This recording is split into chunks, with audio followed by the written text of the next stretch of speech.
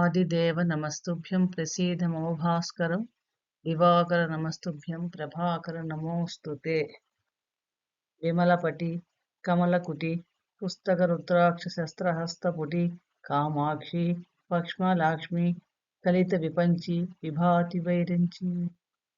శ్రీ గురుభ్యో నమ. శ్రీ మహాగణాధిపతే నమ. శ్రీ మాత్రే నమ. Welcome back to Mihiravani YouTube channel. మీ డాక్టర్ సుందరి ప్రేక్షకులకు శుభోదయం. ఈరోజు 22 నవంబర్ 2024 శుక్రవారం, ఆశ్లేష నక్షత్రం. ఈ రోజున శుభాశుభ సమయాలు, ఈ రోజు యొక్క ప్రత్యేకతలు ఏంటి, ఏ పనులకు అనుకూలం, తారాబలం చంద్రబలం ఎలా ఉండబోతుంది, శుభముహూర్తాలు ఏ సమయాల్లో ఉన్నాయి అనే విషయాలు మనం తెలుసుకుందాం. ఈరోజు అనగా 22 నవంబర్ 2024 కార్తీక బహుళ సప్తమి, శుక్రవారం, ఆశ్లేష నక్షత్రం. శుక్రవారం అనగానే అధిపతి, వారాధిపతి శుక్రుడు. భోగాలకి, విలాసాలకి, వాహనాలకి అధిపతి జ్యోతిష్ శాస్త్ర ప్రకారం. అలాగే శుక్రుడికి మహాలక్ష్మి దేవి అధిదేవత కాబట్టి ఈరోజు మహాలక్ష్మి ఆరాధన చాలా విశేషమైన ఫలితాలను ఇస్తుంది. అలాగే మనకి తిథి సప్తమి, బహుళ సప్తమి. సప్తమి తిథికి సూర్య భగవానుడు ప్రీతికరం కాబట్టి సప్తమి తిథి రోజు సూర్య ఆరాధన చాలా విశేషమైన ఫలితాలు కూడా ఇస్తుంది. ఈ రోజు నా నక్షత్రం ఆశ్లేష నక్షత్రం. ఆశ్లేష నక్షత్రానికి అధిపతి బుధుడు. అలాగే ఈ ఆశ్లేష నక్షత్రం 4 పాదాలు మనకి కర్కాటక రాశిలో ఉంటాయి. ఈ రోజు జన్మించిన వారి ఈ జన్మరాశి కర్కాటక రాశి అవుతుంది. నక్షత్రం ఆశ్లేష నక్షత్రం. ఆశ్లేష నక్షత్రంలో జన్మించిన వారికి శాంతి నక్షత్రం. ఇది ఈ రోజున్న మనకి ప్రత్యేకత. అలాగే కార్తీక మాసంలో పంచంలో ఉన్న సప్తమి రోజు చాలా విశేషమైన ఫలితాలు. ఈ రోజు దానాలు, దీపారాధన స్థానం, నదీ స్థానాలు మన భోజనం చాలా అనుకూలమైన ఫలితాలు ఇస్తాయి. అలాగే ఇక ఈ రోజు పంచాంగాన్ని చూస్తే కనుక క్రోధీనామ సంవత్సరం, దక్షిణాయనం, శరద్ ఋతువు, కార్తీక మాసం, కృష్ణపక్షం, 22 నవంబర్ 2024 ఇది సప్తమి, సాయంత్రం 6 గంటల 8 నిమిషాల దాకా తదుపరి అష్టమి. నక్షత్రం ఆశ్లేష నక్షత్రం సాయంత్రం 5 గంటల 10 నిమిషాల దాకా తదుపరి మఖ. బ్రహ్మయోగం భవకరణం. రాహుకాలం ఉదయం 10 గంటల 38 నిమిషాల నుండి 12 గంటల 2 నిమిషాల దాకా. యమగంట కాలం మధ్యాహ్నం 2 గంటల 49 నిమిషాల నుండి 4 గంటల 12 నిమిషాల దాకా. వర్జం ఉదయం 6 గంటల 18 నిమిషాల నుండి 8 గంటల 3 నిమిషాల దాకా. గుళిక కాలం ఉదయం 7 గంటల 52 నిమిషాలు 9 గంటల 15 నిమిషాల దాకా. దుర్ముహూర్తం ఉదయం 8 గంటల 42 నిమిషాల నుండి 9 గంటల 26 నిమిషాల దాకా. మరియు మధ్యాహ్నం 12 గంటల 24 నిమిషాల నుండి 1 గంట 8 నిమిషాల దాకా. బ్రాహ్మీ ముహూర్తం తెల్లవారుజాము 4 గంటల 52 నిమిషాల నుండి 5 గంటల 40 నిమిషాల దాకా.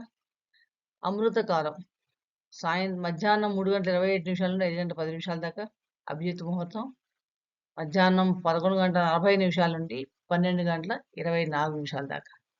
ఇక ఈ రోజు మనం రోజు పంచాంగ ప్రకారం తిథివార నక్షత్రాలతో సంబంధం లేకుండా శుభ సమయాలు, శుభకార్యాలు చేసుకునే ముహూర్తాలు చూస్తే కనుక ప్రయాణాలకి ఈ రోజు ఉదయం 6 గంటల 29 నిమిషాల నుండి 7 గంటల 52 నిమిషాల దాకా. అలాగే సాయంత్రం 4 గంటల 11 నిమిషాల నుండి 5 గంటల 35 నిమిషాల దాకా చాలా అనుకూలంగా ఉంటుంది. అలాగే ఈ రోజు వ్యాపార సంబంధమైన విషయాలకైతే వ్యాపారం ప్రారంభించడం కానీ, వ్యాపార సంబంధం ఏ పని చేసినా కూడా ఉదయం 7 గంటల 52 నిమిషాల నుండి 9 గంటల 15 నిమిషాల దాకా. అలాగే రాత్రి 8 గంటల 45 నిమిషాల నుండి 10 గంటల 25 నిమిషాల దాకా.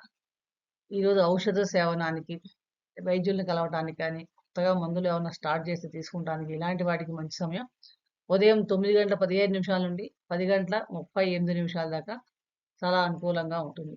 ఇక అన్ని శుభకార్యాలకి, ఎటువంటి శుభకార్యంకైనా చేయటానికి మధ్యాహ్నం 12 గంటల 2 నిమిషాల నుండి 1 గంట 25 నిమిషాల దాకా చాలా అనుకూలంగా ఉంది. ఇవి ఈ రోజున్న మనకి శుభముహూర్తాలు. ఇక ఈ రోజు ఉన్న తారాబలం, చంద్రబలం అంటే సూర్యోదయానికి ఉన్న నక్షత్రాన్ని ప్రకారం చూసినప్పుడు ఈ రోజు ఉన్న నక్షత్రం ఆశ్లేష నక్షత్రం. ఆశ్లేష నక్షత్రం ప్రకారం ఈరోజు తారాబలం, చంద్రబలం చూస్తే కనుక ఆశ్లేష, జ్యేష్ఠ, రేవతి నక్షత్రాలు జన్మించిన వారికి జన్మతార అవుతుంది. ఈ జన్మతార ఉన్న రోజు సూర్యుడు అధిపతి. సహజంగా మనసు మీద కొంచెం ప్రభావం ఎక్కువగా ఉంటుంది కాబట్టి ముఖ్యంగా 3వ పాదం కొంచెం అధికంగా చెడు చేసే లక్షణం ఉంటుంది కాబట్టి ఆ సమయంలో ఎటువంటి శుభకార్యాలు చేయకూడదు. అశ్విని మఖ మూలా నక్షత్రంలో జన్మించిన వారికి పరమ మిత్రతార అవుతుంది. పరమ మిత్రతార ఉన్న రోజు ప్రయత్నపూర్వకంగా చేసే పనుల్లో విజయావకాశాలు లభిస్తాయి. భరణి, పుబ్బ, పూర్వాషాఢ నక్షత్రాల వారికి మిత్రతార అవుతుంది. ఈ మిత్రతార అన్ని రకాల శుభకార్యాలకి పనికొస్తుంది. ఊహించని శుభ ఫలితాలు కూడా ఉంటాయి. కృత్తిక, ఉత్తరాషాఢ నక్షత్రం వాళ్ళకి నైధన తార. నైధన తార అసలు ఎటువంటి శుభకార్యాలకి పనికిరాదు కాబట్టి ఈరోజు ఎటువంటి శుభకార్యాలు చేయకుండా ఉంటేనే మంచిది. రోహిణి, హస్త, శ్రవణ నక్షత్రంలో జన్మించిన వారికి సాధన తార అవుతుంది. ఈ సాధన తార అన్ని రకాల పనులకి శుభప్రదంగా ఉంటుంది. కార్యసిద్ధిని కూడా ఇస్తుందని చెప్పవచ్చు. మృగశిర, చిత్త, ధనిష్ట నక్షత్రాలు జన్మించిన వారికి ప్రత్యక్ తార అవుతుంది. ప్రత్యక్ తార అంత మంచిది కాదు. ముఖ్యంగా 4వ పాదంలో ఎటువంటి శుభకార్యాలు చేయకుండా ఉంటేనే మంచిది. ఆరుద్ర, స్వాతి, శతభిష నక్షత్రం జన్మించిన వారికి క్షేమతార అవుతుంది. ఈ క్షేమతార శుభప్రదమైంది. ప్రయాణాలకి, చికిత్సకి ముఖ్యంగా చాలా అనుకూలంగా ఉంటుంది. పునర్వసు, విశాఖ, పూర్వభాద్ర నక్షత్రాలు జన్మించిన వారికి విపత్తార అవుతుంది.